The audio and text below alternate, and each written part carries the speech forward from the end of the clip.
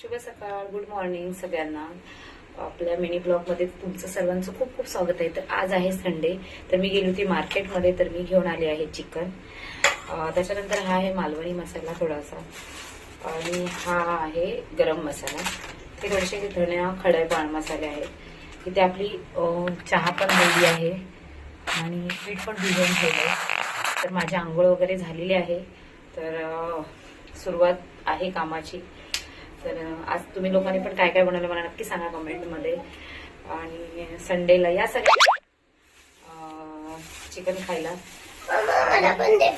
Chicken बनवलंय आणि हे थोडेसे मुलांना कापून देते.